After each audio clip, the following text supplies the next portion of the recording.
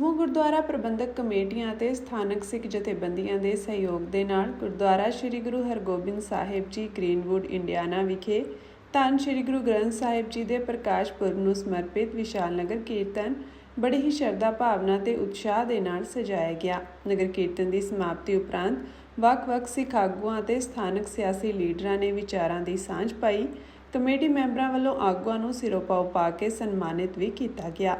ਅੱਜ ਗ੍ਰੀਨਵੁੱਡ ਜਿਹੜਾ ਇੱਕ ਵੱਡਾ ਸੈਂਟਰ ਬਣ ਚੁੱਕਾ ਇੰਡੀਆਨਾ ਸਟੇਟ 'ਚ ਕੌਮੀ ਐਕਟੀਵਿਟੀਜ਼ ਦਾ। ਬਹੁਤ ਸਾਰੇ ਵੀਰ ਭੈਣਾਂ ਈਸਟ ਕੋਸਟ ਤੋਂ ਕੈਲੀਫੋਰਨੀਆ ਤੋਂ ਮੂਵ ਕਰਕੇ ਇੱਥੇ ਆਏ ਨੇ ਔਰ ਗੁਰਦੁਆਰਾ ਗੁਰੂ ਹਰਗੋਬਿੰਦ ਸਾਹਿਬ ਦੇ ਨਾਂ ਦੇ ਉੱਤੇ ਹੈ। ਔਰ ਮੈਂ ਸਮਝਦਾ ਵੀ ਟਰੂਲੀ ਜਿਹੜਾ ਕਾਨਸੈਪਟ ਹੈ ਸਿੱਖੀ ਦਾ, ਮੀਰੀ ਪੀਰੀ ਦਾ, ਉਹ ਇੱਥੋਂ ਉਜਾਗਰ ਹੁੰਦਾ ਹੈ।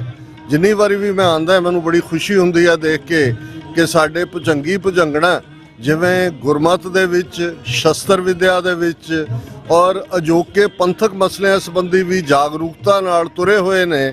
ਇਸ ਦੇ ਲਈ ਮੈਂ ਪ੍ਰਬੰਧਕਾਂ ਨੂੰ ਵੀ ਵਧਾਈ ਦਿੰਦਾ ਕਿ ਉਹਨਾਂ ਦੇ ਲਈ ਇਸ ਵੇਲੇ ਸਭ ਤੋਂ ਵੱਡੀ ਪ੍ਰਾਇੋਰਟੀ ਹੈ ਵੀ ਅਸੀਂ ਆਪਣੇ ਬੱਚੇ ਬੱਚੀਆਂ ਨੂੰ ਸਾਂਭੀਏ।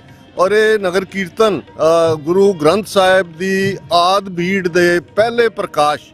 ਅਸੀਂ ਇਤਿਹਾਸ ਤੋਂ ਵਾਕਿਫ ਹੈ ਕਿ ਕਿਵੇਂ ਗੁਰਦੁਆਰਾ ਰਾਮਸਰ ਸਾਹਿਬ ਵਿਖੇ ਗੁਰੂ ਅਰਜਨ ਸਾਹਿਬ ਨੇ ਗੁਰੂ ਗ੍ਰੰਥ ਸਾਹਿਬ ਦੇ ਰੂਪ ਵਿੱਚ ਸਾਨੂੰ ਕੁੱਲ ਮਨੁੱਖਤਾ ਨੂੰ ਇੱਕ ਖਜ਼ਾਨਾ ਬਖਸ਼ਿਆ। ਭਾਈ ਗੁਰਦਾਸ ਜੀ ਨੇ ਉਸ ਦਾ ਲੇਖਨ ਕੀਤਾ, ਉਹ ਸਕਰਾਈਬ ਸਨ।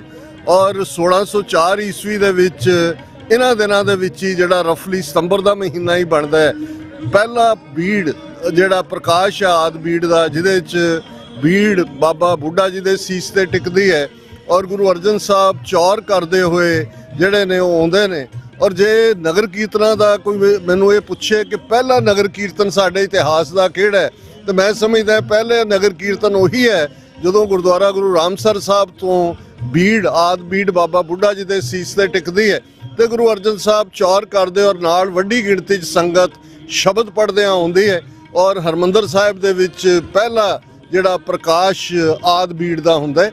ਉਸ ਤੋਂ ਬਾਅਦ ਅਸੀਂ ਦੇਖਦੇ ਹਾਂ ਕਿ 10ਵੇਂ ਪਾਤਸ਼ਾਹ ਦਮਦਮਾ ਸਾਹਿਬ ਵਿਖੇ ਜਦੋਂ ਜਿਹਦੇ 'ਚ ਗੁਰੂ ਤੇਗ ਬਹਾਦਰ ਸਾਹਿਬ ਦੀ ਬਾਣੀ ਸ਼ਾਮਲ ਕੀਤੀ ਜਾਂਦੀ ਹੈ, ਬੀੜ ਤਿਆਰ ਕਰਦੇ ਨੇ, ਉਸ ਨੂੰ ਅਸੀਂ ਦਮਦਮੀ ਬੀੜ ਕਹਿੰਦੇ ਹਾਂ। ਔਰ ਇਹ ਦਮਦਮੀ ਬੀੜ ਹੈ ਜਿਸ ਨੂੰ ਫਿਰ 10ਵੇਂ ਪਾਤਸ਼ਾਹ ਨੇ 1708 ਈਸਵੀ ਦੇ ਵਿੱਚ ਹਜ਼ੂਰ ਸਾਹਿਬ ਵਿਖੇ ਜਿਹੜਾ ਹੈ ਉਹ ਗੁਰਗੱਦੀ ਬਖਸ਼ੀ। ਔਰ ਸਾਡੇ ਲਈ ਜੁਗੋ ਜੁਗ ਅਟਲ ਗੁਰੂ ਗ੍ਰੰਥ ਸਾਹਿਬ ਸਾਡੇ ਇਟਰਨਲ ਗੁਰੂ ਨੇ। ਔਰ ਇਹ ਬਹੁਤ ਚੰਗੀ ਗੱਲ ਹੈ ਕਿ ਅੱਜ ਜਦੋਂ ਕਿ ਭਾਰਤੀ ਹਕੂਮਤ ਨੇ ਪਿਛਲੇ 78 ਸਾਲਾਂ 'ਚ ਪ੍ਰੋਕਸੀ ਵਾਰ ਜਿਹੜੀ ਕਿ ਬਾਬਾ ਕਲਚਰ, ਜਾਲੀ ਗੁਰੂ ਔਰ ਰਾਧਾ ਸੁਆਮੀ ਔਰ ਨਰਕਧਾਰੀ ਔਰ ਸੌਦਾ ਸਾਧ ਔਰ ਆਸ਼ੂਤੋਸ਼ੀਏ ਔਰ ਇਹ ਸਾਰਿਆਂ ਰਾਹੀਂ ਖੜੀ ਕੀਤੀ। ਸੋ ਸਿੱਖ ਸੰਗਤਾਂ ਨੂੰ ਇਹ ਪਤਾ ਹੋਣਾ ਚਾਹੀਦਾ ਹੈ ਕਿ ਸਾਡੇ ਲਈ ਸਭ ਸਿੱਖਣ ਕੋ ਹੁਕਮ ਹੈ ਗੁਰੂ ਮਾਨਿਓ ਗ੍ਰੰਥ। ਸੋ ਇਹ ਇਸ ਲਈ ਵੀ ਇਸ ਪ੍ਰਕਾਸ਼ ਪੁਰਬ ਦੀ ਹੋਰ ਵੀ ਅਹਿਮੀਅਤ ਬਣ ਜਾਂਦੀ ਹੈ। ਔਰ ਜਦੋਂ ਅੱਜ ਅਸੀਂ ਇਹ ਗੱਲ ਕਰ ਰਹੇ ਹਾਂ 20 ਸਤੰਬਰ ਦਾ ਦਿਨ ਹੈ, ਤੇ ਜਦੋਂ ਮੈਂ ਇੱਧਰ ਆ ਰਿਹਾ ਸੀ ਗੁਰਦੁਆਰਾ ਸਾਹਿਬ, ਇੱਕਦਮ ਮੇਰੇ ਮਾਈਂਡ ਸਟ੍ਰਾਈਕ ਹੋਇਆ ਕਿ ਅੱਜ ਉਹ ਦਿਨ ਹੈ ਜਿਸ ਦਿਨ ਅੱਜ ਤੋਂ ਠੀਕ 44 ਸਾਲ ਪਹਿਲਾਂ ਔਰ ਅਸੀਂ ਜਲੰਧਰ ਦੇ ਵਿੱਚ ਸਟੂਡੈਂਟ ਦੇ ਤੌਰ ਤੇ ਜਿਹੜਾ ਉਹ ਗਏ। ਅੱਜ ਦੇ ਦਿਨ 44 ਸਾਲ ਪਹਿਲਾਂ 20 ਸਤੰਬਰ 1981 ਨੂੰ ਸੰਤ ਜਰਨੈਲ ਸਿੰਘ ਖਾਲਸਾ ਪਿੰਡਰਾਂ ਵਾਲਿਆਂ ਨੇ ਗੁਰਦੁਆਰਾ ਗੁਰਦਰਸ਼ਨ ਪ੍ਰਕਾਸ਼ ਚੌਂਕ ਮਹਿਤਾ ਵਿਖੇ ਆਪਣੇ ਆਪ ਨੂੰ ਗ੍ਰਿਫਤਾਰੀ ਲਈ ਪੇਸ਼ ਕੀਤਾ ਸੀ। ਲੱਖਾਂ ਦਾ ਇਕੱਠ ਸੀ।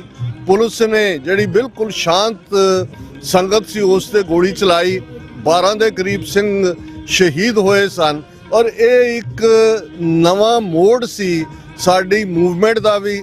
ਸੰਤ ਪਿੰਡਰਾਂ ਵਾਲਿਆਂ ਦੇ ਇਸ ਗ੍ਰਿਫਤਾਰੀ ਤੇ ਵਿਰੋਧ ਦੇ ਵਿੱਚ ਔਰ ਗੋਲੀ ਚਲਾਉਣ ਦੇ ਵਿਰੋਧ 'ਚ ਠੀਕ 10 ਦਿਨ ਬਾਅਦ 30 ਸਤੰਬਰ ਨੂੰ ਭਾਈ ਗਜਿੰਦਰ ਸਿੰਘ ਤੇ ਉਹਨਾਂ ਦੇ 4 ਹੋਰ ਸਾਥੀ ਸਿੰਘ ਭਾਰਤੀ ਜਹਾਜ਼ ਜਿਹੜਾ ਉਹ ਉਡਾ ਕੇ, ਜਿਨ੍ਹਾਂ ਨੂੰ ਮੈਂ ਏਅਰ ਵਾਰੀਅਰ ਕਹਿੰਦਾ ਉਹਨਾਂ ਯੋਧਿਆਂ ਨੂੰ, ਉਹਨਾਂ 'ਚੋਂ ਇੱਕ ਭਾਈ ਜਸਬੀਰ ਸਿੰਘ ਸਵਿਟਜ਼ਰਲੈਂਡ 'ਚ ਨੇ, ਲਗਭਗ 84 ਸਾਲ ਉਹਨਾਂ ਦੀ ਉਮਰ ਹੈ। ਔਰ ਪਿਛਲੇ ਵਰੇ ਜਦੋਂ ਜਰਮਨ ਔਰ ਯੂਰਪ ਜਾਣ ਦਾ ਸਬਬ ਹੋਇਆ ਉਹਨਾਂ ਦੇ ਨਾਲ ਗੁਫ਼ਤਗੂ ਵੀ ਹੋਈ। ਸੋ ਇਹ ਵੀ ਬਹੁਤ ਵੱਡਾ ਵਾਕਿਆ ਸੀ। ਪਹਿਲੀ ਵਾਰ ਸੀ ਕਿ ਇੰਟਰਨੈਸ਼ਨਲ ਲੈਵਲ ਦੇ ਉੱਤੇ ਸਿੱਖ ਸਟਰਗਲ ਦੀ ਆਵਾਜ਼ ਪਹੁੰਚੀ। ਜਿਹੜੀਆਂ ਉਹਨਾਂ ਨੇ ਮੰਗਾਂ ਵੀ ਰੱਖੀਆਂ ਉਹਦੇ ਜਿੱਥੇ ਸੰਤਾਂ ਦੀ ਰਿਹਾਈ ਸੀ, ਖਾਲਿਸਤਾਨ ਦੀ ਗੱਲ ਸੀ, ਜਿਨ੍ਹਾਂ ਨੂੰ ਸ਼ਹੀਦ ਕੀਤਾ ਉਹਨਾਂ ਨੂੰ ਮੁਆਵਜ਼ਾ ਦੇਣ ਦੀ ਗੱਲ ਸੀ। ਔਰ ਕੌਮੀ ਘਰ ਦਾ ਜਿਹੜਾ ਪਹਿਲਾ ਮੈਂ ਸਮਝਦਾ ਭਾਈ ਗਜਿੰਦਰ ਸਿੰਘ ਜਿਨ੍ਹਾਂ ਨੇ 70ਵਿਆਂ ਦੇ ਵਿੱਚ ਹੀ 5 ਤੀਰ ਹੋਰ ਲਿਖ ਕੇ ਆਪਣੇ ਆਪ ਨੂੰ ਇਸ ਫੀਲਡ ਦੇ ਵਿੱਚ ਸਮਰਪਿਤ ਕੀਤਾ ਸੀ